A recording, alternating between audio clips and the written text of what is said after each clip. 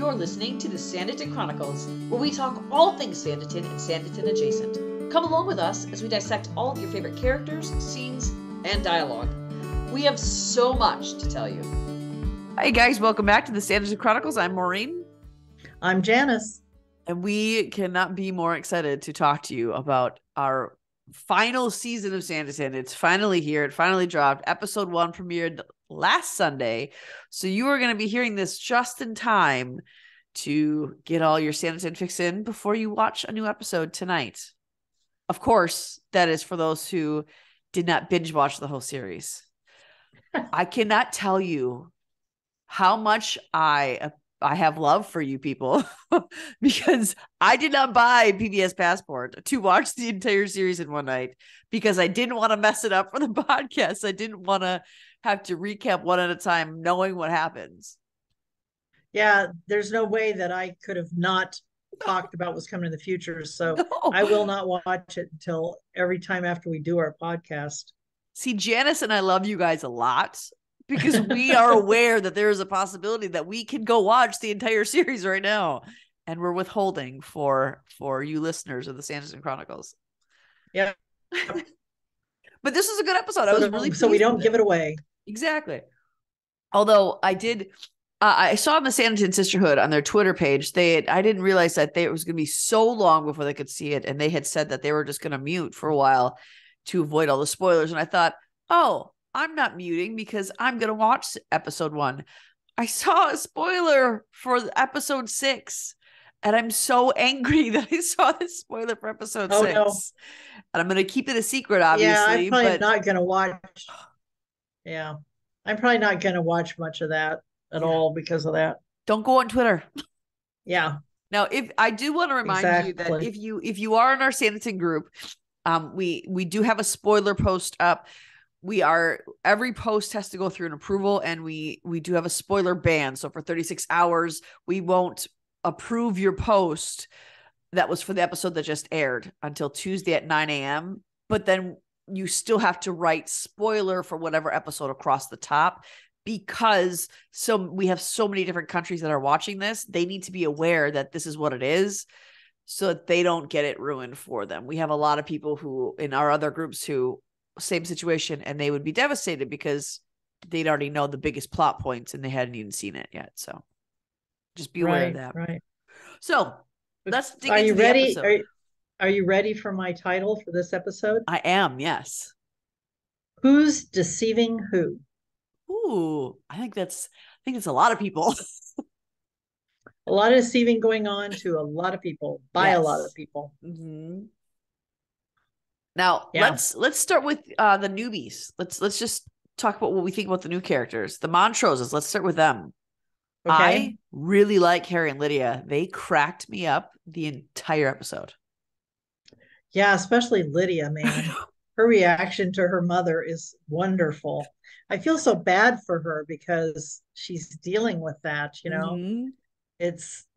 And 27 was considered quite old in those days, but I'm sure she's probably been involved with some people who are less than, you know, but she doesn't have money, so she's got to marry for money. Obviously, her father, their father, and gambled away everything. Yeah. So the mother is desperate, you know. Kind of very similar to Edward, isn't it? Yes, a little bit. The mom, like, she's a different sort of character because I think it is out of fear that she's reacting this way because they're broke and she needs her kids to be married, and she also has no money while her son isn't married and they have no money in their family. And I think that she's not, I don't want to call her classless because it's obviously out of fear, but she is like a meaner Mrs. Bennet. Yeah, she's pretty gauche. Yeah. You know, and very, very forward, which doesn't help her situation, really. There's no subtlety there. No. Especially when she approaches Lady Susan. She's very pushy. Which time? Yeah, really. I was thinking the original time when she's asked about the king. Yeah. So I just love the way that Lady Susan was like, who's to know? And then as they're walking away, she and Charlotte, she says, I have every reason to believe he will make an appearance. I just love that.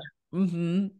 And I actually, And Sanditon put out Sanditon, or not Sanditon, PBS Masterpiece put out that link I sent you with the little articles of the history. Yeah. And that was where they talked about was the Prince Regent about, and I like that they're doing this because they're preemptively answering questions that people like me who like read Jane Austen are like, oh, I have everything about Regency figured out because I know Jane Austen, who like kind of like that's historically inaccurate. So I like that they're preemptively answering those questions that we would have. And one of them was about the King Regent of would he really go to a seaside town? And apparently the King Regent or the Prince Regent who became king, and that's who they're talking, because that was who in season 1 he was the Prince Regent, but he has since become king. He loved seaside towns, and apparently he built this big mansion villa for himself in Bath, I think it was. And it was in Bristol. Bristol, that's what it was, yeah. And I went on to read more about that facility because you can go there and visit. Ooh. And although and what was interesting was that Queen Victoria, when she inherited it, she ended up trying to stay there for a while, but there wasn't enough room for her extended family. You know how many children she had. Oh, yeah. And it was actually, he had started with a relatively small villa that he had added on to. Mm-hmm. And so she added some temporary buildings, which have now been, or additions that have been removed. And so and at the time she stripped it when she moved out and went to moved to another facility. She stripped it of a lot of its stuff, but then later gave it back to the city of Bristol, who maintain it. They have ownership of it, and you can go visit. Oh, that'd be fun. I feel like you and I just need to plan a trip that we can meet and just go to England and visit all these spots together. Let's do that. I like that idea. I think you and I would have so much fun looking at all these places. Absolutely. After I get my knee replacement. Yeah. I think also I noticed her last name is not the same anymore. Well, I know, and I've been trying to figure out why. And there's speculation, but I haven't seen anything. I'd love to have Justin Young tell us why her name's different now.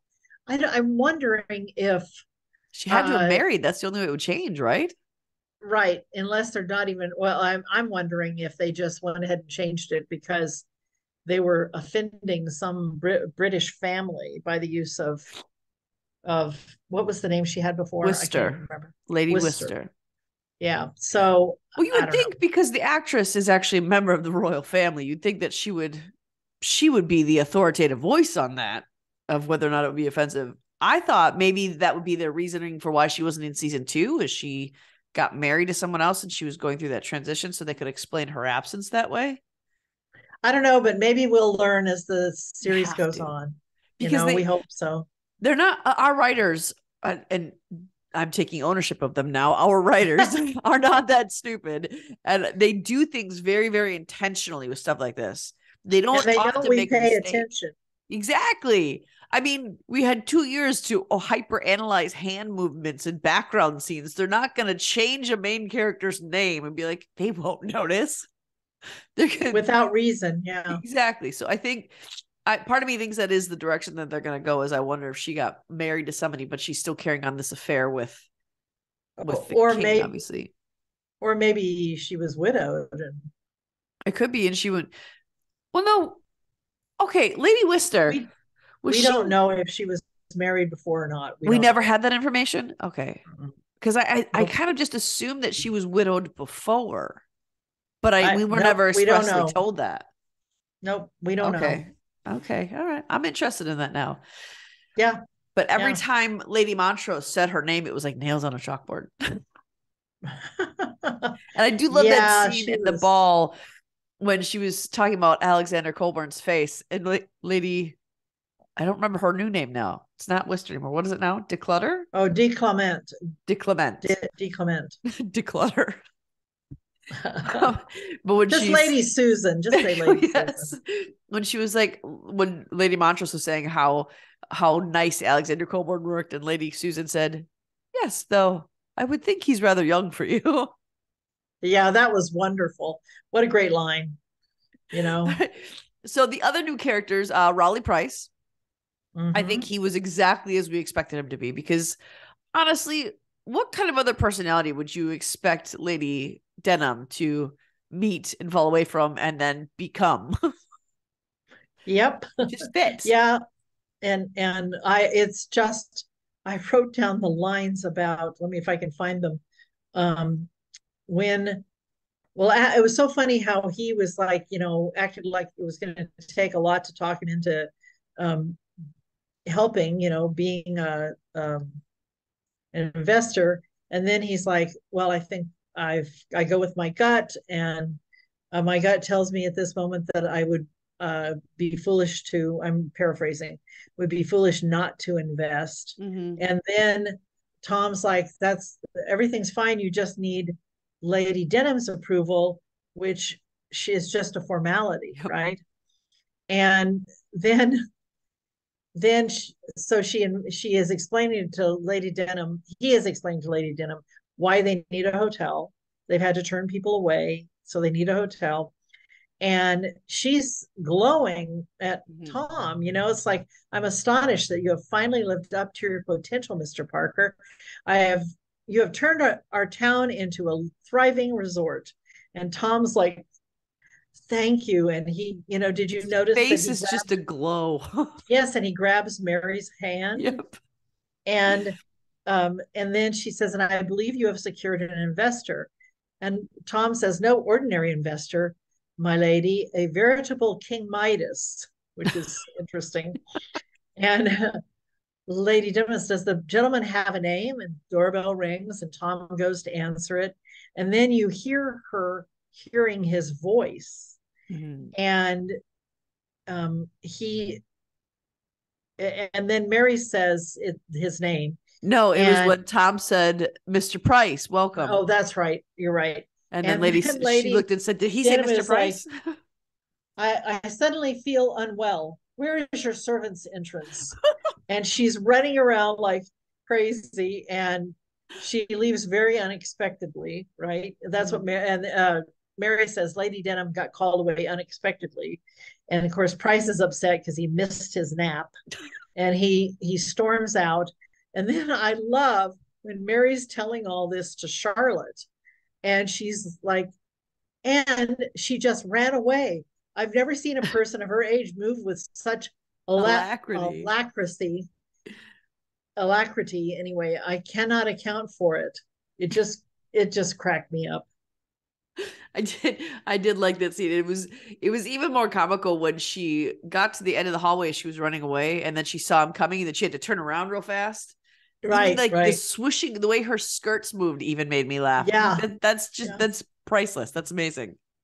Of course, that Annie Reed is not as old as Lady Denham. I mean, no. They definitely, when you see her out of costume, she's quite a lot younger. Yeah, but she does a great job of playing this part. Yeah, I love her. And when do you ever see her flustered? Like angry maybe, but never flustered. I love when she threw up her hands. Where is your servant's entrance? She just couldn't contain herself. It came out of her body.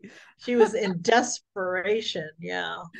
So so do you want to talk about what happens at the ball with them? Well, in a minute, I just want to kind of introduce the new characters. So we have the Montroses, we have Riley Price.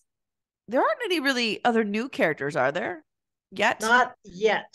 But those are the four that we meet this episode, right? I think because I know there's new characters coming, I'm like, no, there has to be more that we met today, but there's not. I had PBS's thing up, and I think the only other one is Samuel Colburn when he appears, and I do think that's going to be in London now because they returned from Bath. I think he's going to be a London lawyer. Yeah, I don't know. It's going to be fun to see. I just like to see how many things I can throw at it and see which ones I get right. So let's go over the episode. I like that in every season opener, we see Charlotte at the window of a carriage. That has been a running theme every year. And yeah, I was at least very early in the episode. Yeah, I was trying to. Oh yeah, because season 1 it was Mary and Tom in a carriage, and even that is significant, where it progressed from Mary and Tom in a carriage in the opening scene of season 1 to then Charlotte, or it was it was Charlotte. They opened with Charlotte in the carriage, wasn't it? No, Charlotte and her sister. Yes, and then it was this one opened on Charlotte and Ralph. And I like that. I like that just tells you the meat of the season right there. And I think it's a really interesting way to open the season. It's giving you the meat right up front. And I like that because obviously the bulk of the story, we're invested in all these characters, but the bulk of the story is Charlotte's romance. Right. Yeah.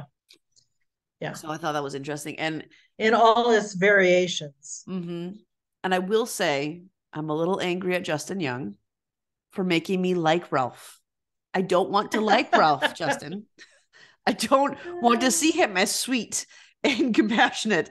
I would rather contest that he is a ninny who has nothing up there and doesn't care about anybody except for, I just need a child bear. That's what I was hoping to get from Ralph, because I was ready to dislike him enough to not be conflicted about where Charlotte goes.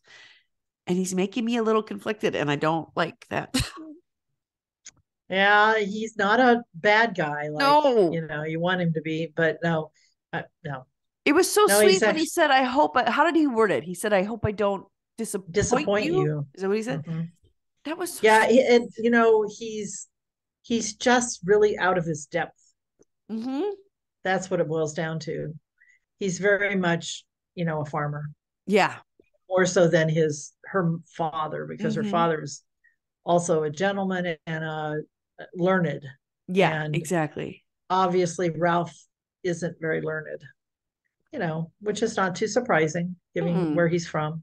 And I felt a little bad for him, but I know we watched this scene on last week's episode that we did for you, but watching it again, Georgiana and Lady Susan are going to be passionate advocates against Charlotte marrying Ralph for obvious reasons, because that's not Charlotte's match. It won't fit well, won't make her happy. It'll make her miserable. And the differences are too strong.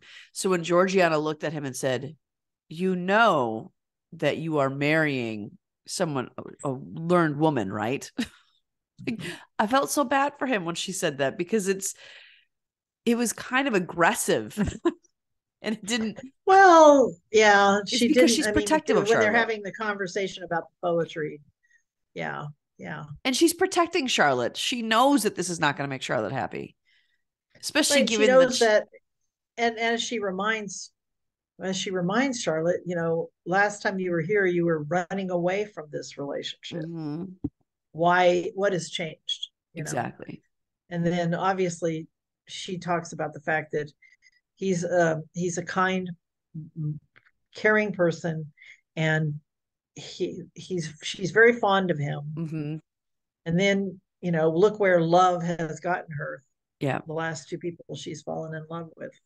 And I think the 2 key things that she said there was, I've known him all my life and I'm very fond of him. That speaks of a brotherly attachment more than it does of a relational attachment. And she also said, and to my father, it was a foregone conclusion. Yep. So her dad, Charlotte's not rebellious in any way. All the times she's gone, like with Sydney, when she went against what he said, or when she went against what somebody else said, it was not out of rebellion. It was because she thought, no, this is the right thing to do. I need to do the right thing.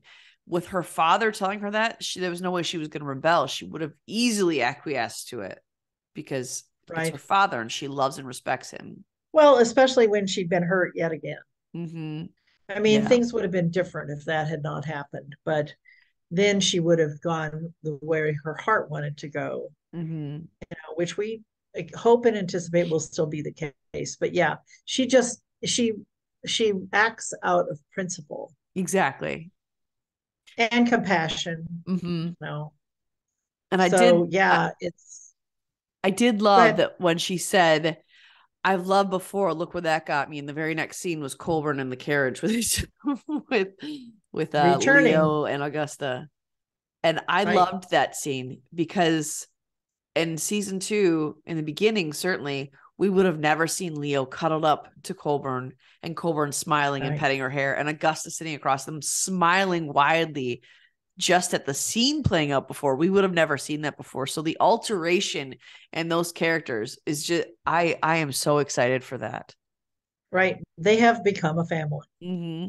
And I love it. Which they really weren't before. Yeah. No, it is, really engaging. It's so apparent, the difference in their demeanor and attitude towards one another. Absolutely. Even mostly his attitude towards the girls. Yeah, because his in return then is changed. Yeah, his attitude has made them feel safe and know that they're loved and cared for. Exactly. That scene when they return and they're in the parlor and Augusta is putting out the little cakes on the plates and they're talking about marriage and Leo's asking hilarious. All these questions. I love it. And what I really loved was Mrs. Wheatley in the background. Yeah. She's trying so hard to not be amused at Augusta's words when she's like, Augusta, what'd she call them? Foppish boys. I know. I love what she says. And now that we are returned, Uncle, I hope you will renounce your campaign to try and find me a husband. And Alexander's like, I would be remiss in my duty if I did. And Leo's like, why does she have to marry if she doesn't want to? And Alexander says, to assure her security and position. I'm afraid it's just how society works. Mm-hmm. And Augusta, so I must be subjected to, this is what you're talking about, a steady stream of dull, shallow, foppish boys. What a great line. And then Leo has such great lines too. Mm-hmm. She says, if marriage is so important, Father, why don't you find a wife? I love Augusta's response. Yeah, because your father is even more particular than I am. At every ball we attended in Bath, he could have had his pick. And Alexander's like, that's hardly the case. And Augustus, but none were quite good enough for Mr. Alexander Colburn. I suspect you're holding out for some kind of unattainable ideal, a woman of unsurpassed beauty who can ride a horse and quote poetry. Mm-hmm. Charlotte. Yes. Right? It's not his fault Charlotte wasn't at any of those balls. No. And then he says, find me such a woman, Augusta, and I might still consider her. So I did notice when she said, when she mentioned that none were good enough and that she suspected that he was holding out for someone with those ideals, the look between Colburn and Mrs. Wheatley. I loved that. That I'm excited that we get more of Mrs. Wheatley because I think that she's going to shed so much light on the Colburns' backgrounds and where they came from and why they both are the way they are and how they grew up. And I think that Mrs. Wheatley understands Alexander in ways that nobody else does. And I love it. We saw it in season 2 that Alexander would kind of defer to her because she was a mother figure to him. And I think that we're seeing that even more, but with a different, because he's more loving now. He's more open to things now. And to see him lean on her rather than just come to her for authoritative things, he's leaning on her in these times of struggle because he's struggling right now emotionally. He's in love with someone and his heart's broken. And just that shared look, I thought was just so, I like seeing it. I like seeing that grow and go further. And this is before they know that Charlotte has returned to Sanditon. Yeah. So yeah, it's interesting. But they clearly both know that Charlotte's is the one he wants. And it's interesting that it's when Lady Susan and Charlotte are talking, when they're together, that Leo and Augusta come up and they find Miss Haywood on the street there. And Leo greets and hugs Miss Haywood, who says she thought they were still in Bath, which she was happy to hear they were still in Bath because then she wouldn't have to confront her feelings. Mm-hmm. Charlotte, that is. Yeah. Well, also because she had Ralph there. I don't think Charlotte is not unaware of Colburn's feelings. She just thinks that he's running away from them. And she was hurt by him, by his refusal and by his, what seemed as a downplay. She didn't want to bring Ralph around him either. She didn't want to have to deal with her feelings for this man who is love, and then her feelings towards Ralph, which is just familial. How that would play out as awkwardly as it did. Well, I think she has mixed emotions about his feelings. Yeah. Because everything that's coming out of his mouth of late at the end was, I'm the boss and you're my employee, and nothing he's actually said has changed that. Yeah, absolutely. And then but it's interesting how Augusta is very like, we were in Bath, but because Uncle closed up Herrick Park shortly after you left. Mm-hmm. And so they left. Augusta is very perceptive, and I like that too. I like this side of her. And even that scene where they meet Charlotte and Lady Susan on the street, Mrs. Wheatley, the whole time she's looking at Charlotte, she looks very emotional. She looks sad. And then when Charlotte said, "I regret the manner of my leaving," she looked right at Mrs. Wheatley. Right. And that's when Mrs. Wheatley said, "Herrick Park feels your absence too." And it was just such a sad, heavy moment. And Lady Susan and Augusta both obviously picked up on it. And I kind of hope that there's like an alliance with Augusta and Lady Susan, and they become really close like Charlotte and Lady Susan did. And like they work together, because I think that the three of them have very similar personalities, especially when it comes to the people that they love and care for. Well, certainly so far, Augusta has some of the best lines in this episode. And very Jane Austen-like, very witty, very astute. Yes. She's, and sometimes very cutting, and poor Leo just wants Charlotte back in her life as a governess or whatever. She really, really misses her. I don't think she even thought about anything more than a governess until Mrs. Wheatley, Augusta, and Leo were talking downstairs at night. And then Leo was like, what are you talking about? And then Augusta says, Charlotte and your dad love each other. And from that moment on, Leo's like, okay. And when Leo was on the stairs and she said something to Mrs. Wheatley about how she could be my mother. Oh, right. Oh, my heart.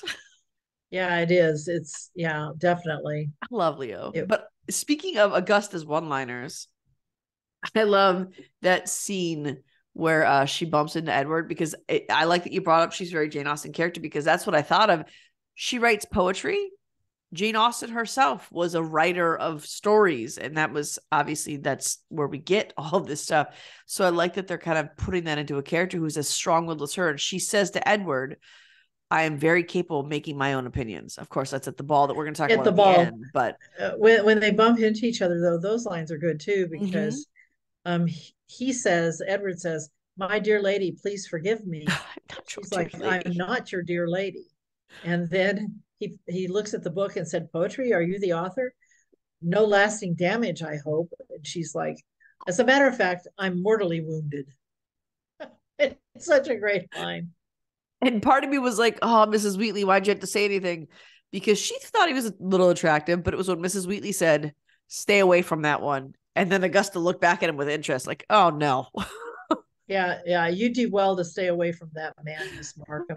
And also Lady Denham warns him about her. So it does set up the whole forbidden relationship thing. And I think Lady Denham was more just Edward talking to a young woman. Oh, yeah. I mean, if he's really reformed, is he really reformed? I mean, I love the fact that we learn really early on about what is being done to try and reform him. Oh my gosh, I love that scene. and how Lady Denham's like, this is your best invention yet, to Dr. Fuchs, as they pour a water hose at him.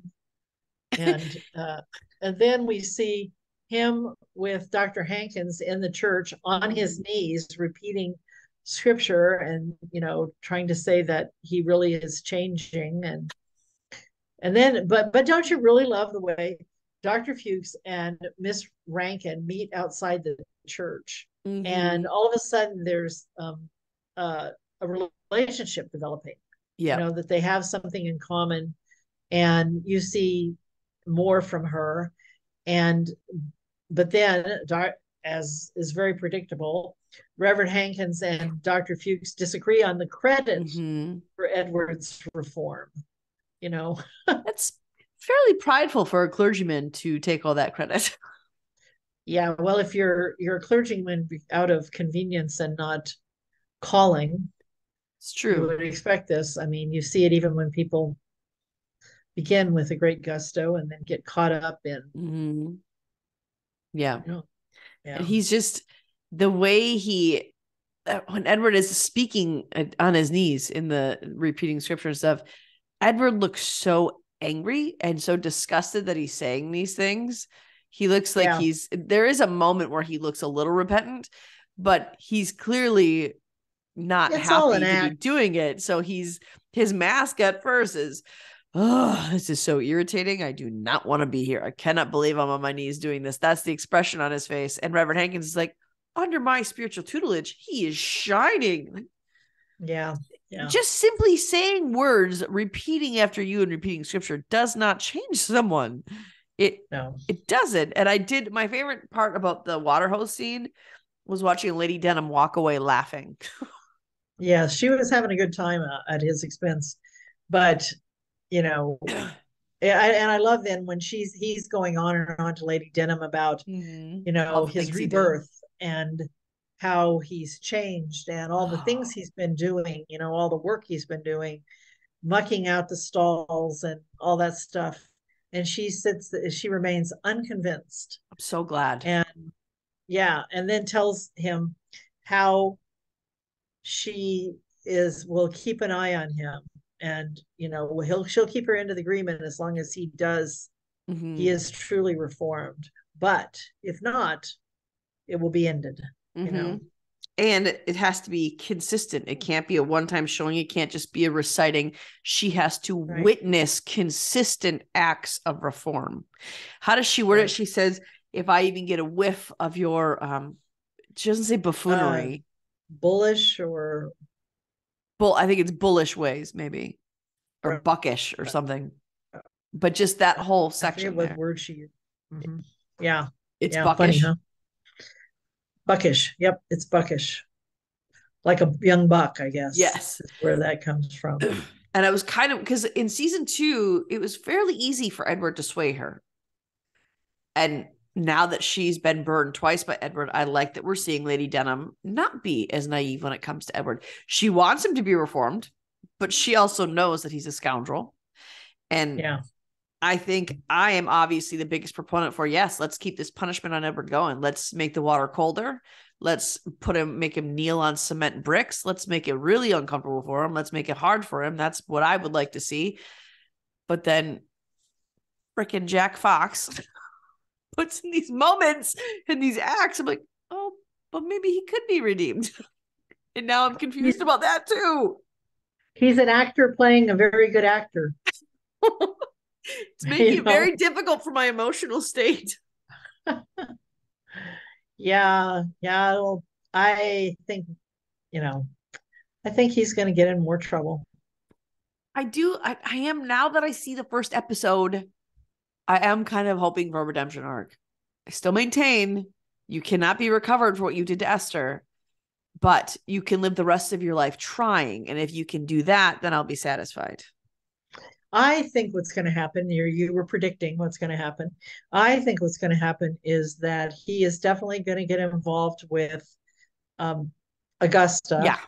But she is not going to be a fool. She is not, at first she'll be like going along with him, but eventually she'll see who his true colors and I think break his heart. At least that's what I hope. Well, that would be so good. I would like that. I would be on board with that. Yeah. So then he might reform after that. But if he actually gets his heart broken and it's not just he got caught, I could get behind that. I like that. Let's do that, because that serves multiple purposes. Because the way he looked at Augusta when he bumped into her on the street, there was something sweet about it. The way he looked at her. She surprised him. Exactly. Both in the way she responded and the way she looked. And honestly, I think it was so reminiscent of Esther's personality. And I think that's part of, because Esther was that's true. no holds barred.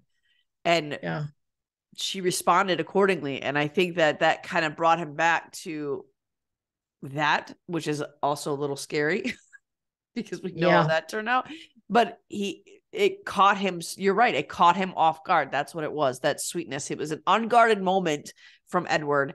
And it kind of showed that he's not all bad. He's mostly bad, but he's not all bad. But when he responds to Lady Denham, he still lies. I mean, the man just opened his mouth and lies come out. It wasn't necessarily a lie. She did drop the book and he gave it back to her. Right, but hardly a word was exchanged. He deceives her because he omits part of the conversation. Yes. Back to this, who's deceiving who? Mm-hmm. Yeah. But yeah, so I just have to point out, do you want to talk a little bit about the Montroses besides what we already said? Yeah, we for sure want to dig in more to them. One of my favorite lines is when one of the scenes was when, I'm going to call him Lord Harry because that's what he is, right? Lord, because his first name's Harry and it's probably Harold or something, but she calls him Harry. Oh, I was thinking Henry for some reason. No, Harry. So it's probably Harold, but anyway, he returns. You can see he has come off the beach. He's sneaking back in the house, he thinks, and there they are, both sitting in the living room. This is one of my favorite scenes or too. The parlor, whatever the right term is. And and she just lets loose on both her son and daughter and how they have to marry, and my favorite line of hers is, worse bedfellows, good breeding and destitution. What a great line. I like her daughter's look or expression in the background too. And the whole, don't mock me. Mother will not be mocked, Harry. Yes, Lydia, that's what Lydia says, which is really a crack up. It was that one line that I was like, okay, I'm going to like Lydia. I like her a lot. Although, what's going to happen, here's my other prediction. Because of the fact that later on in the first episode, she discovers that Colburn is the eligible bachelor that his daughter should go after. Yeah. And so I think, the complication is that she is going to go, she and he are going to form a relationship because he invites her to come out and ride his horses. And here's another woman. I don't know if she quotes poetry, but she's obviously very pretty and obviously rides horses. And so I think that's where things are going to kind of get led astray. And Charlotte is going to think, well, he's in love with her. And he's going to think, well, she's getting married, so it'll be interesting to see how things proceed with them. But and I love that scene where Arthur and Georgiana are sitting having tea. And Arthur's like going on about how he's searched the coast for doves, a dove breeder, and can't find any doves. And Georgiana's like, I can live without birds. And then Arthur says, I love this line. Birds, a peacock approaches. And there comes Lord Montrose in duty to his mother to introduce himself and to thank her for his kind invitation. And she's like, Mr. Parker's handling that. I'm barely aware that you're invited. And then he says, would you like to take air on the promenade tomorrow? And Arthur refuses for her, right? And then she says, even so, I wouldn't accept. And Lord Montrose says, then I shall respectfully withdraw. And Georgiana, the look on her face, she doesn't want all these suitors, and yet the look on her face is, that was suspiciously easy. Yeah. I love the look on Arthur's face when she says that too, because his eyes just got real wide, like, oh, what's coming? Yeah. What goes on now? And then, of course, later, after they've been, I think when they've been playing with the ball on the beach, and which I guess is a form of bocce ball. I tried to look it up. I was wondering what game they were playing. Well, the bocce ball wasn't really developed as it is today until the 18th century, the 1700s. Okay. But it's based on a Roman game, but it was played in different countries, and Britain and France variations on it. So this, I think, is a variation on bocce ball. Okay. Hopefully somebody will put out some information about it, but that's what I was able to find out. And so they're playing that, and then she leaves with the girls, which is one of the few scenes we see the girls in. Well, before that, even when the girls. Montroses come up on the beach and he tells her, she said, I'm right. not interested. Oh, that's right. Yeah, you're right. Well, I think this is at the time I'm talking about. No, it's right before that. It's the same Oh, you're scene, right, but it's right before that. So Mantra, yes, she tells him, I told you I'm not interested. And he said, believe me, neither am I. Exactly. That's exactly what happens. And then later, but he says one more thing there, though. He says, but I promise you, if you can just spend the next minute thinking that I'm acting as if I'm amusing, I will never bother you again. And then Georgiana looks behind him and sees his mother watching and then understands the situation. Right. Then gives into him and laughs and pretends it's funny, which sets Arthur on edge. It sets Tom alight with excitement. Yeah. And then they separate. You're right. And then comes the scene that you're talking about.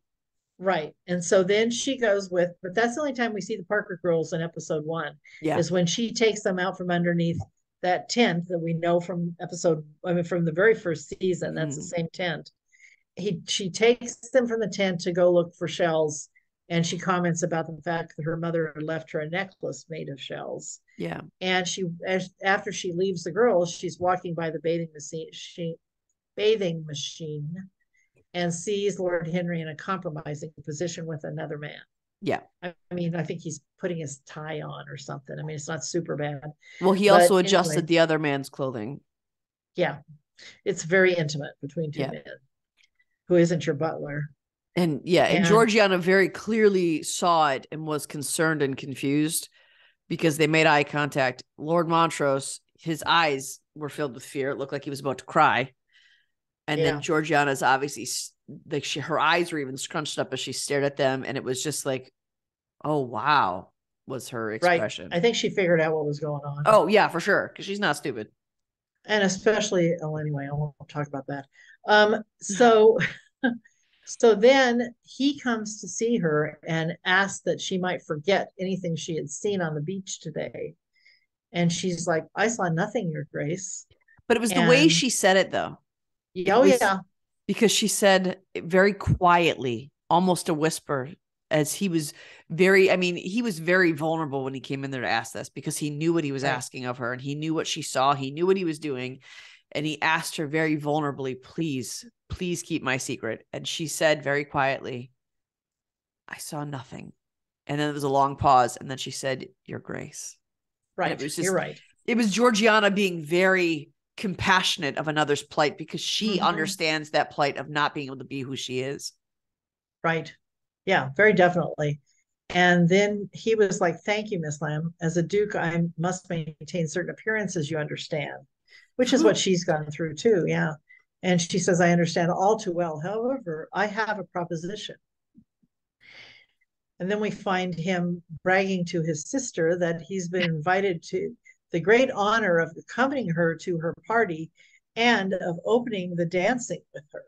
I have to point out, just thrilled. I have to point out that even the way he says that line is very effeminate. Oh, yes. Oh, yes. He almost, his tone of voice almost sounded feminine. And he was like, his whole mannerism. Yeah. Yes. Very peacock. Peacock was the right word. Yes. More than in any other scene, when he delivered that line that you just said, I was like, oh, well, that should be obvious to everybody. Yeah, definitely. Sorry, keep going. And that's the point at which Lady Montrose points out the perfect match for Lydia, which is Alexander Colburn, that she's just found out about. Yeah. And I kind of thought that at some point Georgiana was going to be a beard for somebody. And she's obviously being Lord Harry's beard because I think I kind of like, and we'll talk about this more when we talk about the ball scene, which I want to save for the end, but I did like their companionship. I think that Georgiana already has that in Arthur, but she's so dependent on Arthur, and Arthur is so overcome with grief over his role in the Lockhart thing that it's nice that there's going to be someone else that she can just openly, they can talk to each other about their struggles. His is he's broke and penniless, and hers is that she's got fortune hunters after her at every turn. And it's, I like how compassionate she's being. And I think the other thing I want to talk about with the Montroses too is because obviously we're going to talk about him again when we talk about the ball. But in that scene where he comes in from the night out, that it's like one of the first scenes we see him in. Well, actually backing up to when they come into town and Lydia says, it's quite charming, isn't it? And the mom says, we're not here for the looks. We're here because we need to salvage our reputation. And Harry says, oh, I packed that in my trunk. Was I not supposed to? Yeah. Yeah, they're both very snide. No, I loved it. That was a moment for me where I was like, okay, I'm going to like Harry. And then came the one line you talked about. But in that scene when he returns and it's Lydia who says, did you have an enjoyable night? And he says, passable. But what her mom says to her is, and we need to find you a husband, a suitable one this time. So yeah, there's a story there of who she was engaged to before or tried to get engaged to before. Or pursued by. And so I think that maybe she fell in love with somebody who was not suitable. And that could be why she's 27 and still not married. Yeah. Kind of like with Elizabeth Bennet, she turned down all those other suitors because she wasn't in love with them. So maybe that's where they drew from for that. I hope that story unfolds. I hope that the other guy comes back kind of, because I want to see that. I want all these characters to be happy. Yeah, Mike, I don't know. I don't know what's going to happen with that, except for we know it's not going to be her and Colbert. At least we trust that. Yeah. Oh, for sure. Yeah. But I'm sure they'll be companionable. Yeah. Yeah, we'll probably learn more, but whether we see the character or not is a whole nother thing. Yeah. If I just learn more, I'll be happy. Right. I think. So backing up to also on the beach when Leo and Augusta come up with a present for Georgiana.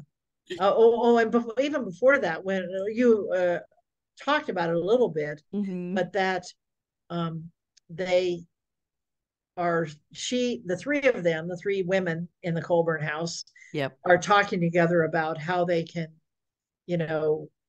about the fact that they're in love, that Augusta knows this, and then how are they going to get them together? And she's like, how fortunate that somebody's holding a party. No, she said, if only someone, someone was throwing a party. She knows this. I'm sure she knows it by this time. Oh, for sure.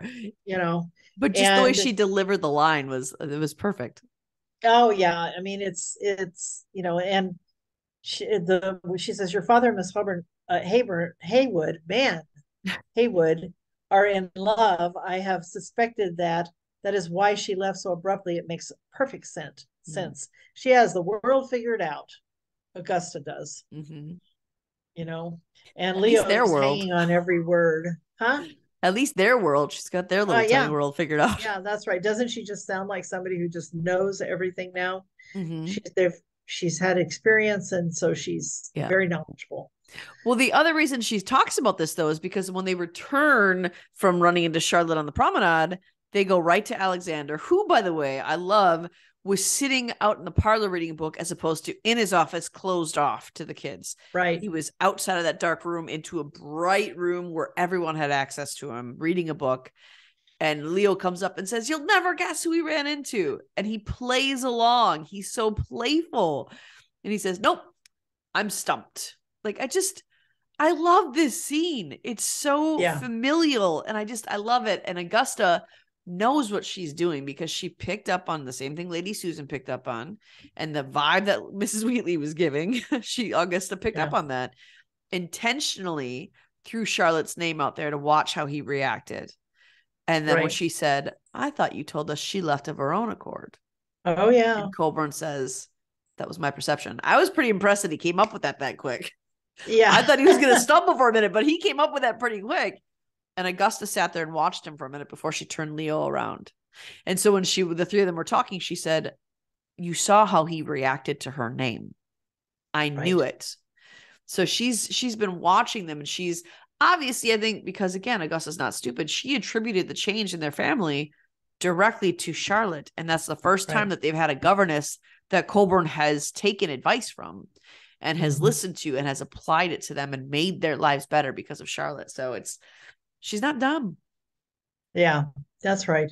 And so then she catches her plan to try and get them together by taking a gift, because it says, so they appear on the beach, and Charlotte runs over to Augusta and Leo, and Augusta says, Miss Haywood, Miss Lamb's maid told us you were picnicking here.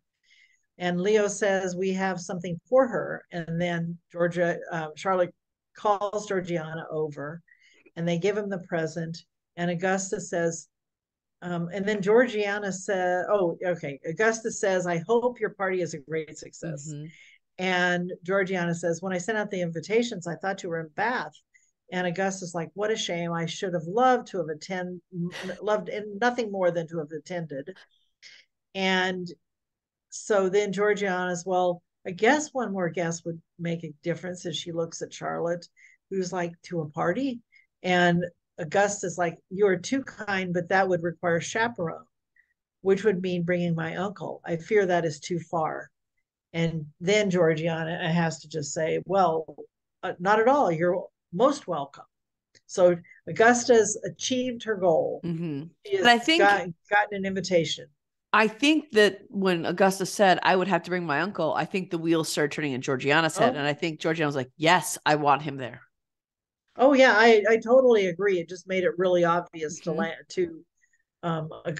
Georgiana that this was a good idea.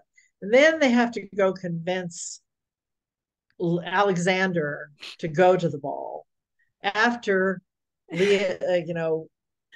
Augusta's already agreed to come there. And then Augusta, here's another deceit. Augusta says she expressed great hope in your attending, meaning Miss Haywood. Yep. And she did not say anything of the sort. No. And so Alexander's, well, since you've already accepted, it seems I have no choice. So he has an excuse for saying yes. And of course, none of them know that Charlotte is engaged. No. Another deceit by omittance.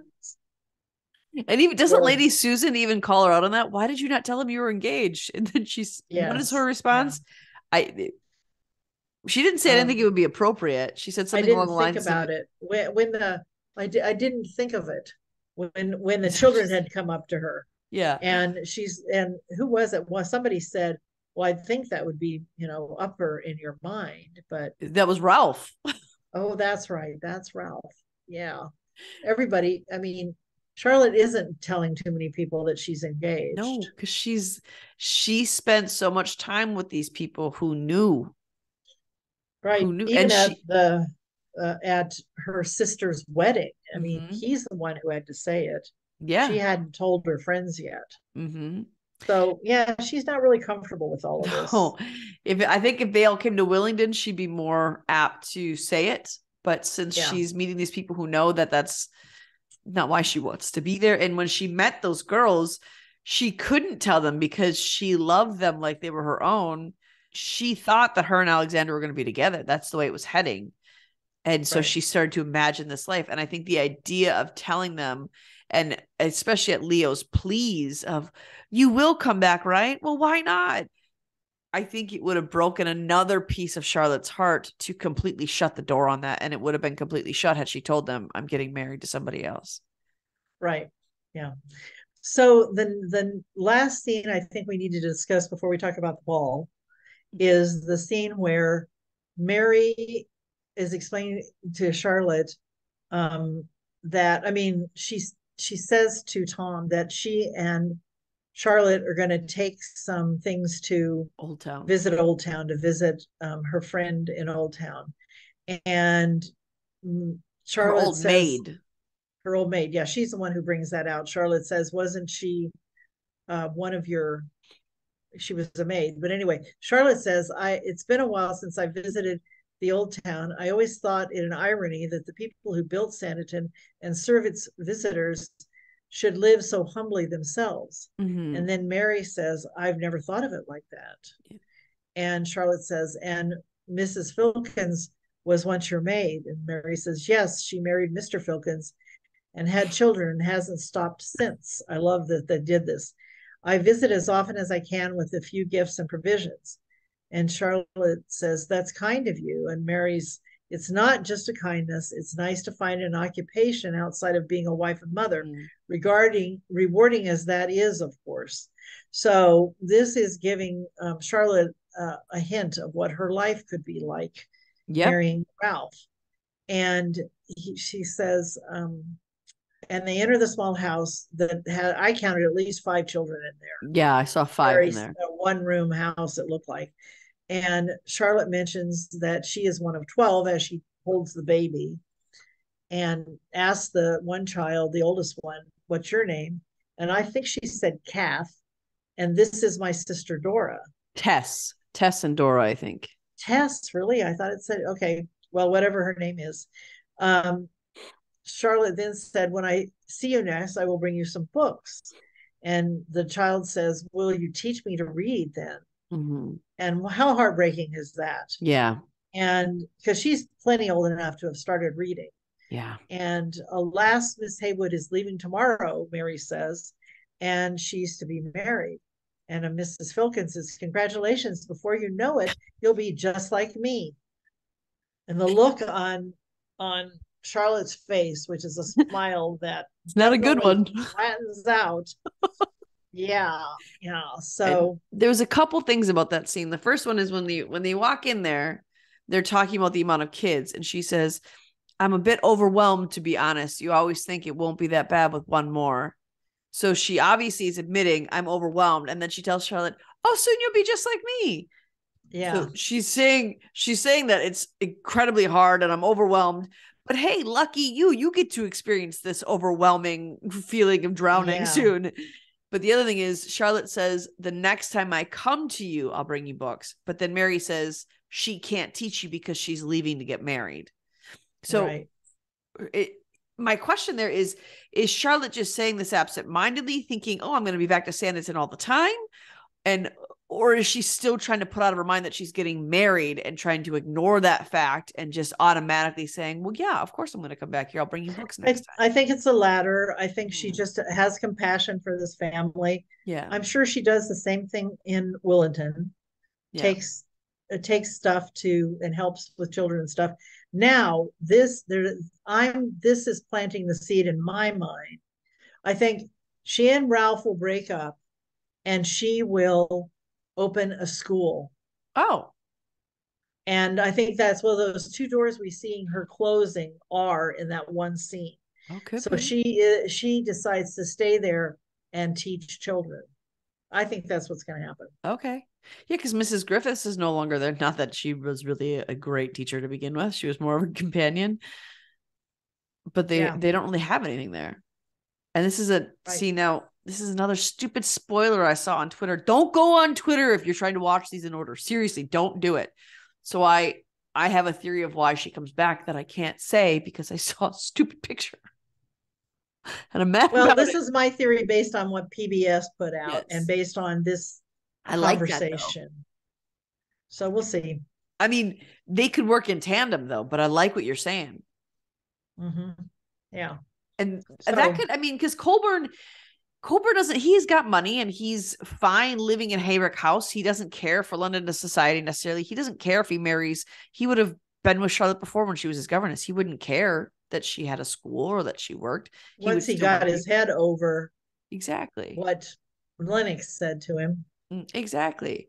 And I think it's very telling that every time Charlotte is away from Ralph, that she sort of acts on the premise that I'm not really engaged. That other life doesn't exist yet, so it doesn't exist at all. And I think obviously we kind of knew that was going to come because there's no way they're going to let Charlotte marry Ralph. It's just not possible. The writer's not going to do that. So we know that there's something coming. The other thing I wanted to point out is, and this is when they are making me like Ralph a little bit, is when they're walking, Susan and Charlotte are walking away from Augusta and Leo. And that's when Susan is saying, why didn't you tell them you were getting married? And she said, well, I didn't think of it or whatever. Then Ralph comes up and it was weird how he came up too. Like he was like running. And like he was so happy with himself. Yes. I have a gift for you. And that was so sweet. And even though he said her name, it was like, Charlotte, like he like yelled it out, like, notice me, because so much of this first episode, she was not with him. She was getting reacquainted with her old friends. She was going to do these other things. And even when they went to Old Town, Mary said, Tom will meet you and Mr. Starling down at the beach. I'm taking Charlotte over here. So they're so separate. But he said, I bought you Keats. And she said, you didn't have to. And he said, well, I know that. I wanted to. I thought we could read it together. Like, oh, that is so sweet and thoughtful that he recognizes Charlotte needs more than what I can give her. I still can't give her everything she needs, but I can give her these little pieces where I'm showing her I'm willing to learn and care about what she cares about. And in another scene, he says, I've known her and loved her my whole life. Yes, that's at the ball. Yeah. Yeah. And so there's just a couple more with Georgiana, and it's when they're going over her mother, right? So it's Georgiana and Charlotte sitting at the table in the beginning of episode 1, and they have Sydney's letters. And I thought that was poignant too, that Sydney's letters are all in front of her, and they're talking about her mother, any news. And she said she engaged agents on both continents and they couldn't find anything.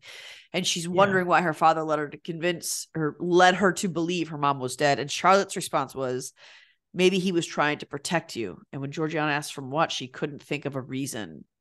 So I wonder if that might be it. Well, they got interrupted at that point, so she didn't have to come up with a reason. By another suitor. Yeah. From another suitor. A note card from another suitor. And that's also isn't that the scene where Georgiana asks Charlotte about Ralph and do you love him? Yeah. And then she says, well, I'm very fond of him. Yeah.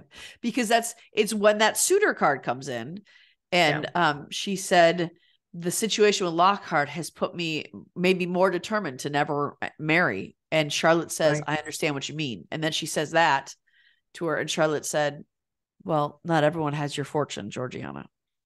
That's right. Yeah. Yeah. And I think that's important to note that Charlotte has become, instead of looking for something that will fulfill her, Charlotte has become more of a realist in the wake of these 2 heartbreaks. She's become pragmatic and a realist rather than looking for love or looking for happiness. This is just what has to be done now. Yes. And so the other thing we just need to talk about, another deceit before we get to the ball, is Tom lies to Mr. Price and says that Lady Denham specifically requested his presence. And he said he decides he will put in a brief appearance, but don't expect him to dance. Yeah. Right. And I think we're going to see more of the ball in episode 2 because it got interrupted by Lockhart. Yeah. But the ball hasn't really finished. I mean, the party. And so it will be interesting. And then he sits down next to her very late and she's berating him. And then he figures out that she is the Miss Brereton. Well, he figured that out immediately. Yes. As soon as he sits down and sees her. And what was her first name? Do you remember? Lydia. Or Louisa. Louisa. Funny. Yeah. Well, before we dig into the ball too much, there's one more Georgiana scene I want to bring up, and that's her and Mary when they're walking down the street. And Georgiana is talking about, should I go with the yellow or should I go with the green Chinese silk? Red. And green. Okay. Yeah, because that's the one she ended up wearing, was the green one. And Mary tells her, the people who are coming here for you, they don't come here because you're beautifully dressed or because of your money. They come here for you because they love you. And Georgiana, they stop when Mary says that. Georgiana says, thank you. And you think it's going to get through, but then she turns and says, maybe I'll just order both and decide on the day. And Mary kind of indulgently laughs at her. And it's just kind of like this funny ha-ha thing. But Mary is desperately trying to get through to her because she even says, you have no need to prove yourself.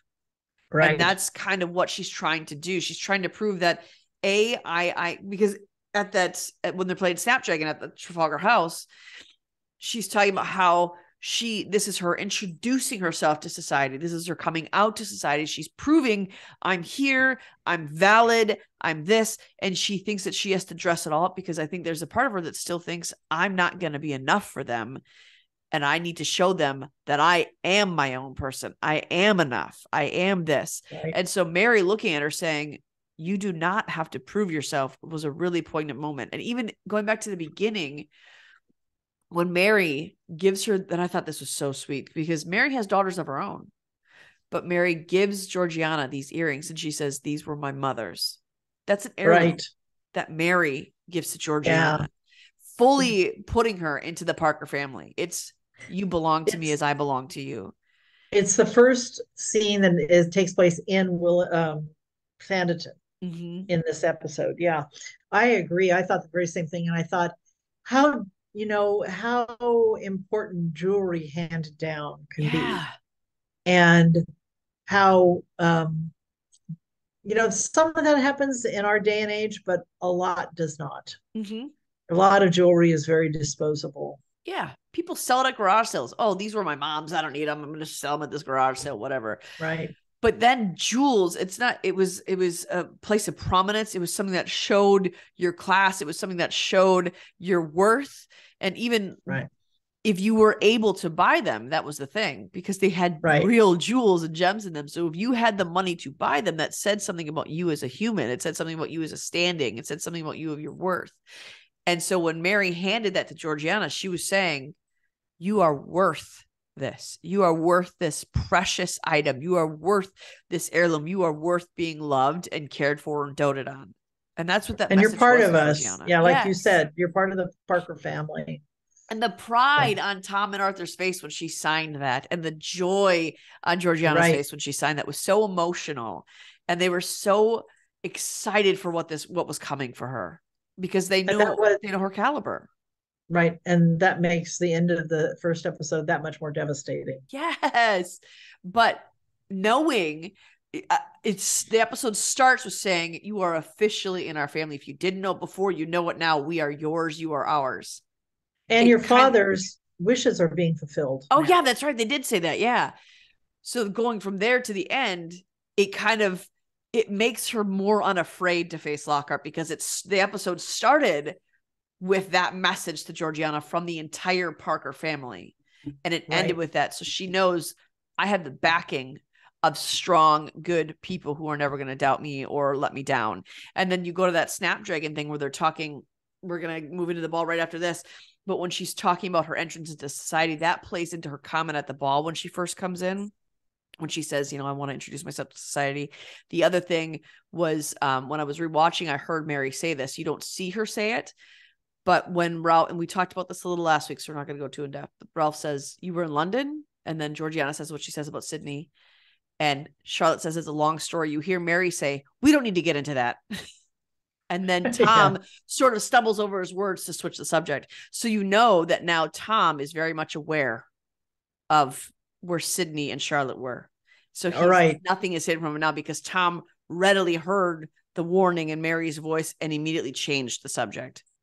Right. So it was nice to see that companionship built up too. Even when they're on the street and he says, I have to hurry back home to meet Mr. Price. And Mary says, you're uncommonly rattled about this. And he says, who can fail to be impressed by you, Tom? And he said, I know, what a change. That's what I've been telling myself. I know. Yeah. So we move into the ball. The ball opens with Tom. It's beautiful. That ball is, I love those like fall leaves on the table. That's, as a wedding planner, like, I need to find a reason to do a wedding like that, because that was beautiful. I loved it. But we need a Regency ball, a Regency wedding. Yeah. If you are listening to this podcast and you need a wedding planner that you are willing to pay to have me fly out to you, and you want to do Regency, hit me up. I will love to do that for you.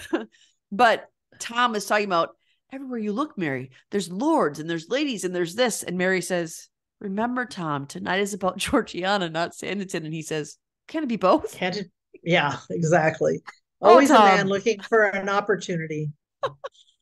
But had they not gone to the ball in season 1, they would have never met Lady Susan. They would not have had a turnout for the regatta.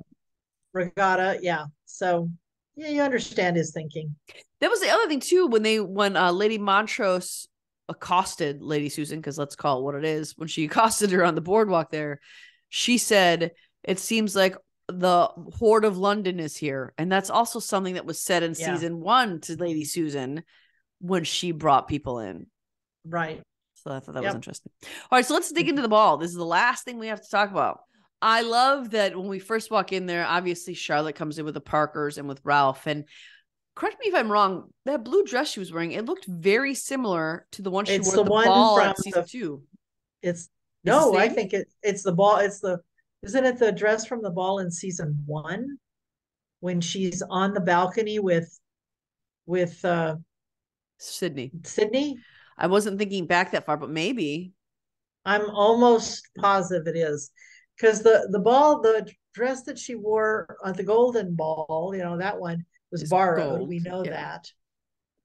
I'm almost positive it's the same dress as the one from the last ball, the midsummer ball in Sanditon right before the fire, the one she's in when she talks with Sydney.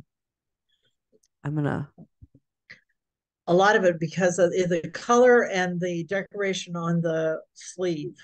And it I could think be that it was the same cut rather than it's they're all blue, but the one in season 2 looks like it has like some swirly gold embellishments. Oh yeah, it looks way more like the one from season 1 than it does from season 2. Yeah, it looks to me like the one where she is getting dressed with Mary, and she comes out. They go together, and she comes out, and she says, "You look ravishing." That's what Yeah. Mary says to Charlotte. I Yeah. think it's that dress, and she talks about how Tom had proposed to her at this ball. Intent. Yes. Okay. I think it actually might be that one from Which season is pretty 1. symbolic too. Absolutely. I mean, it's not coincidence. And that's again, these costumers and these writers, they do things strategically and purposefully. Right. Nothing is an accident. And if they're reusing something, especially if you're pulling it out from season 1, there's a purpose behind it. Yeah. Was it still around, or did they have to recreate it? Well, I would think, I don't know. If it's from season I 1, don't that's a know whole either. different ballgame. But Yep. yeah, it does look very similar. And of course, in season 2, she did wear a lot of blues, but it looks very similar to the one in season 1. The one in season 2 was blue, it was the exact same cut, but it had like gold swirlies and embellishments on it. So not the same as that, but okay, that's interesting to know. But she walks in there with Ralph, and she's obviously amazed with what Arthur has done, and she tells him that. And Lady Susan comes up, and now this is where I start to dislike Ralph a little bit. He's thrown some lines in there that I don't like. I don't dislike him, but where I'm He's like, just not the right fit. exactly. And it's when Lady Susan says, "Can I borrow Charlotte for a turnabout the room?" And he says, "Yes, as long as you bring her back to me." And that could have been like a funny haha, but the way that Charlotte and Lady Susan both looked at him, I think there was a deeper meaning to that. It was almost like, don't make her so enthralled with this world that she doesn't want to come back to He's me very in my world. insecure. Yeah, he's very Rightly insecure. so, because he's starting to pick up on these things. He even says on the beach, he says to her, Lady Denham, Lady Susan, I don't remember her last name. Lady Susan, Lady Denham, and now a Duke. I did not know you were so well connected. And Charlotte says, "Well, I need you to keep me grounded." Right. So he's starting to see these things. And so when he says, "As long as you bring her back to me," it's not just, "Oh yeah, ha ha ha." It's don't make her want to stay in this world because I can't give her this world. Right. And he made mention that at the Snapdragon thing when he said our wedding is not going to compare to this party. And then at this party, he says when they walk in, "I don't know what you, Charlotte, would have for all this finery in Willingdon." And the look on Charlotte's face was kind of like, what? Why would you say that? Because clearly in Willingdon, she's never had this finery. She's never had the means for this finery. Because she is able to enjoy the successes of her friends does not mean that she demands it for herself. And so for Ralph to say that was it was a misunderstanding of her character. And also, don't you think it also is just indicating, I mean, if I was Charlotte, I'd be thinking, so I'm never going to leave Willingdon again? Is that what you're thinking? Mm-hmm. That too. I mean, like I'd never have the opportunity to come back here again once I'm married or anywhere. Yeah. Yeah. Oh, that had to I be a would be very devastating put off realization. by that. And then when she's obviously with Lady Susan. Lady Susan is talking to her about, earlier Lady Susan said, this is not the life I envisioned for you. She says, why not? Right. It was good enough for my parents. It's good enough for me. And Lady Susan is further continuing that at the ball because Charlotte wants something more. And it's not about money for Charlotte. It's about experiencing things. It's about going beyond this small town world. She wants to learn. She wants to be cared for. She wants to be, it's not even about being doted on necessarily, but she wants that kind of love where she can serve her husband and her husband wants to serve her. She wants that partnership. It's what she craves. Because it's learning good. And stimulation as well. And Lady Susan picks up on that. So we see Colburn come in, and obviously Colburn is looking for her. That's the whole reason he came. Right. And he seeks her out. Mm-hmm. And I love that little sort of tiara type thing she has in her hair. It's beautiful. And he seeks her out and do you want to carry on with that? Yeah. Yeah. I like when he first comes in the room, Lady Susan is watching Charlotte very carefully. And then she looks at Colburn, and you can see her kind of looking out of the corner of her eye, but she's noticing the same thing she noticed about her and Sydney. She sees it. And I think in that moment, and that's why I like when he comes over to her and Charlotte introduces him to Lady Susan. Lady Susan allows her to be led away a little bit as Augusta talks to her about it. So they have a private moment, and Charlotte looks like in a panic about it. Mm-hmm. And Lady Susan and Augusta are so excited with the fact that they have a private moment because they both obviously know. They know. Right. And he said, when I first heard that you had returned, I assumed that you would want to keep your distance. But when I heard you regretted how you left, I thought I dared to hope I would have a chance to tell you. And then stupid Lady Montrose. This is another time when Lady Susan has a good line because Lady Montrose yells, Lady Susan, would you care to introduce us to Mr. Alexander Colburn, or is this the Mr. Colburn we presume? And Lady Susan says, well, an introduction kind of seems stupid now. She doesn't say stupid, but I don't remember the word she says. Yeah. But the way she said it was funny. It was funny the way she said it. Or like pointless or, And then she says, well, he may not recognize that I am the Lady Dowager Duchess of Berkshire or whatever she is. And doing all this stuff. And Alexander clearly does not want to be involved in this conversation with this woman, but he's got good breeding. And so he turns around and he kind of takes a sigh and bows and introduces himself and whatever. And Lydia is the one who calls out Charlotte and says, it's nice to see you again, Miss Haywood. And so you know that I think even Lydia at some point is going to realize that Charlotte wants Alexander and Alexander wants Charlotte. And I think that while she may begin to fall for Alexander, I think that Lydia is a good enough person. Just from this one episode, I'm gathering that she's a decent human being. I think that she's going to want to encourage them to be together rather than try to take over Alexander for herself. Or at least when she realizes it, be willing to step back. Exactly. And of course, I mean, she isn't a woman who wants to be second choice. Mm-hmm. Especially with the hint that we got that she was wants. Exactly. And especially since we got the hint that she was already in an entanglement before with someone who wasn't suitable. So we know that she's going to recognize that feeling in someone else. And she's probably going to, I feel like they're going to play off the fact of it was ripped away from her because he wasn't suitable. She wouldn't want to be the cause of ripping that away from someone else. Right. And so that all happens. They get separated. And I love when they're sitting down to dinner. Well, first of all, Lord Harry and Georgiana come in. And Arthur is so irritated by this. So clearly Georgiana did not tell him, hey, by the way, I'm coming with the Duke. That. Yeah, he was not happy that she came in with the Duke. And even Charlotte was a little surprised that she came in with the Duke. So Georgiana didn't tell anybody of their arrangement. Well, and I know she said to several people, I know what I'm doing. I'll explain it to you later. Yeah. Yeah. And so when they come in and they're clapping and the Duke says, well, I didn't expect such a warm applause. And Georgiana says, it's not for you. It's for me. It's for me because I have arrived. And something about the way she said that line, like, gave me goosebumps. Like, yes, Georgiana has arrived. I'm so excited. So I feel like this is going to be a season that dedicates power to Georgiana as she comes fully into her own. That statement, I think, is going to be the defining line for Georgiana leading through all the other episodes of the season. Yeah. And I can't wait. Yeah. And here is another example of deceit. Oh, yeah, where she's his beard. Yeah. How they're presented to the world. And even when they're sitting down to dinner, I noticed that it was the Duke, it was Georgiana, Ralph, Charlotte, Susan, and the Parkers at one table.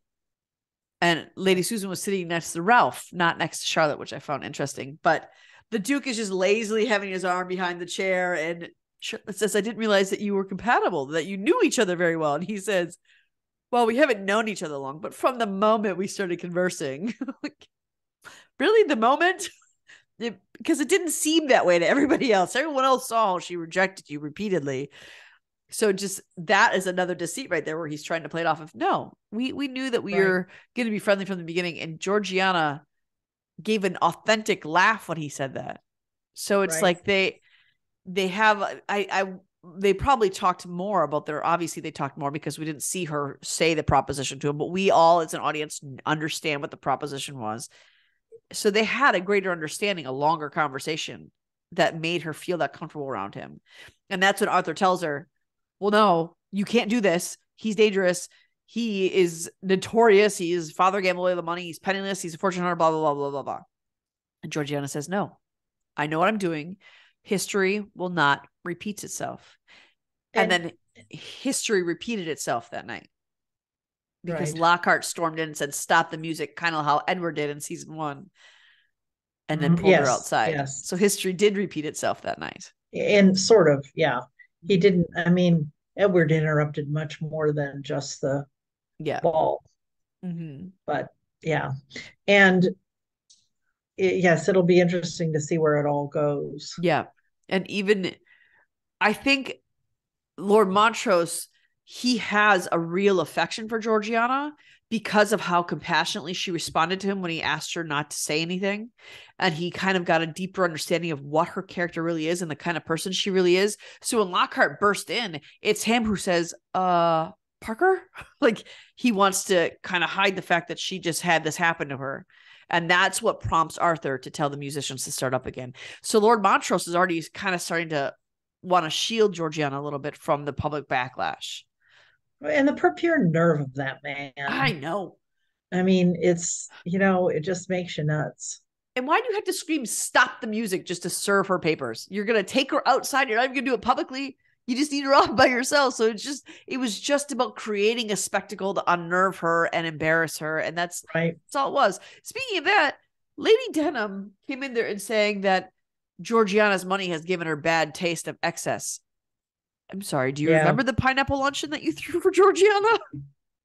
Same thing. Yeah, not to mention the garden party and Yes, all these things. So just Lady Denham remains Lady Denham, and I like that carries on throughout. She's the only one who can be extravagant. Nobody else can. Right. Yeah. It's the pure irony of it. Yes. And the last two things we have to talk about the ball is Dr. Fuchs, Reverend Hankins, and Beatrice Hankins when they're all at that table. And I hope that Reverend Hankins gets his head out of his butt because Beatrice deserves to be happy. She has stood carefully and compassionately by her brother's side all these years, caring for his house, doing all these things. It's not her fault he never married, but I hope that he doesn't continue to try to keep her from this just because he has an issue that he's a scientist. But I love the way Dr. Fuchs asks if he can write to her while he's away at this that's so sweet event, symposium, I guess is where he was going. Yeah, that was great. He looks at her and says, oh, it looks like your glass needs refreshing. And Reverend Hankins says, she said quite enough. Thank you, Dr. Fuchs. She does not need any more. Yeah. And Beatrice's face went from lit up, happy, excited to just down and not wanting to come against her guardian because that's what a good little Christian girl would do. And it just, it made me sad, but I feel like there's going to be a wedding in their future before the end of season 3. Well, yeah. And also, did you notice that she danced with Edward? Mm-hmm. That's another reason to push her towards Dr. Fuchs. Reverend Hankins, do you see that? Push her towards Dr. Fuchs. She's the one who tells Edward. Either method is his real reform, but no, absolutely not. And even when she tells him about it, it was weird because Mrs. Hankins or Miss Hankins was gossiping to him about Augusta. And that's not usually so I wonder if he asked her a question, because it felt weird that she just entered right into gossiping about Augusta. And well, yeah, I think for her it was information, yeah, I'm sharing information with this man who is so nice as to dance with me. That's true. And, so of course all that does is get his wheels turning. And he says he tries to put on this act of piousness when she says, she inherited something. She's an orphan. She inherited all this money from her family. And he says, I don't remember how he words it, but something like little repents for losing your parents. Compens, whatever the word was. Compensation, small compensation for losing your parents. So clearly that sparks his interest. Augusta and him dance later on, and she says, before Edward has a chance to say anything to her, Augusta says, I've been warned about you. I know that you're not good. And he says, don't judge everything you hear, or don't judge me by what you hear. And she says, I'm perfectly capable of making my own opinion, which is a dangerous thing for a girl to say. Yeah. And so isn't she the one who actually walks up and tells her uncle that Charlotte is engaged? No, it's when after the dinner, this is the last thing we've talked about the ball, is that this thing after the dinner, when, because at dinner, I want to call him Ben, Alexander looks at Augusta and says, have you found a match? And she looks at Edward. And then she says, nope, how about you? And he looks at Charlotte. And then afterwards he went up to Charlotte, tried to talk to her. And Ralph again comes up and just shouts her name. And yeah, first of all, he doesn't call her Miss Hayward. He calls her Charlotte, and he shouts it. The fact that he said Charlotte, immediately Alexander looked right to him and then back to Charlotte. His eyes didn't move from Charlotte after that point. He knew right then. And Charlotte tells him, we're to be married. And then Augusta comes up to her and says, why didn't you tell us you were getting married? And she says, I thought I had. And Ralph says, yeah. It's not likely that something like that would slip your mind. Yeah. And then he says, oh, this is the other line where it drove me crazy about Ralph. When he said, he's not as beastly as you made him out to be, which, I want to know all the things that Charlotte told him about Mr. Colburn, because there's 2 times he made mention that Charlotte said bad things about him. Well, she had to in order to justify everything. And he said, aren't you glad I saved you from a life of being a governess? Like, yeah, I didn't like how he said that. I didn't like how he said that at all. There was something in the tone of his voice and the way he looked at her, like, I don't like that. No, so that's so superior. Yeah. And when they're dancing later, she says, after super awkward silence, where Charlotte is almost angry at Colburn when she said, because he says, you've proven to be irreplaceable as a governess, because that's what he told Ralph. He said, I was just coming to try to convince her to be our governess. You've proven irreplaceable. So Charlotte is almost angry when she says to him, I wish you luck in finding a new governess. It's almost like she's saying, I wish you luck in finding someone else to marry, since you're going to give up on me. And then he says, I wish you happiness in your marriage. And him, the same thing. He's almost angry with her. Like, you've given up on me, is what it felt like to me. They both seemed angry. Right. The one line that I took from that dance that he said to her was, this is a repeat of a statement that was made in the first season, was, I hope he's worthy of you. Yes. Mm-hmm. Definitely. That was right out of Stringer's mouth. Yep. About Sydney and her. Mm-hmm. Yeah. And so it ends with obviously Lockhart serving her papers, but Charlotte Arthur goes to go out there with her, and Georgiana puts her hand on him and tells him to stay. Charlotte, just like she did with Esther in season 1, just like she did anytime someone was in trouble in season 2, Charlotte went out there with Georgiana and stood by her side, linked her arms with hers, and fought with her. And actually, that is probably going to be the excuse for her staying in Sanditon. Could be. Is to be with Charlotte during that. That's actually a good point. I didn't think about that. Or going to London, wherever it's held. To be with her. Yeah, because I think in that scene we saw in the trailer, she's sitting next to Georgiana in the courthouse, isn't she? Yep. So yeah, that's a good point. I didn't think about that.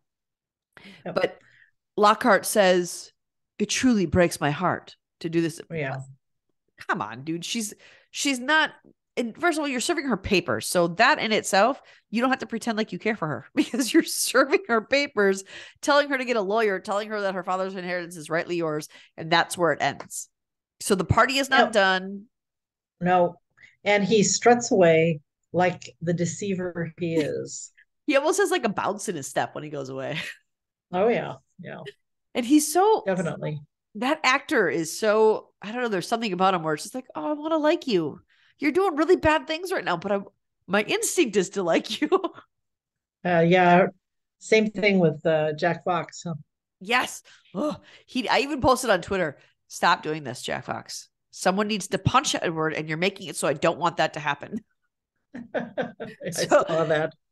That was all of our season 1 recap, or episode 1 recap, not season 1. Season 3, episode 1 recap is the long recap, and they're probably all of our recaps end up being long because you and I analyzed everything because we have problems apparently. But we know you like that. These are our most watched episodes, are all of our recaps. So I mean, so if you want more discussion, join us in our Facebook group, which is the Sanditon Chronicles Sanditon Family Fan Club. If you're going to that page on Sunday night through Tuesday and you have to talk about the next episode, go to our spoiler thread, which we will post every Sunday right at the top of the page. And you can comment on there and all the things. Be aware though, that as a spoiler post, some people have seen all of the episodes. So there might be spoilers in there about all the episodes. So just be careful what you're reading there. And join us over there for some discussion, for some conversation. I think we're in the last round of our brackets right now. It might be done. I'm not sure. So go over there, check to see who won in our bracket, and make sure that you're subscribing so we can continue. We need a lot more subscribers so we can continue to get you some interviews and start giving you some more things, especially since there's only 6 episodes for us to recap. We want to give you interviews after that. So next week, we're coming back at you with episode 2 recap, and we'll see you soon. Bye, guys. Bye-bye. Are you craving more TSC content? Head on over to our social media accounts. You can find us on Twitter, Instagram, and our Facebook group, the Sanditon Chronicles Sanditon Family Fan Club. Also, check out our website, thesanditonchronicles.com. Of course, we want to hear from you.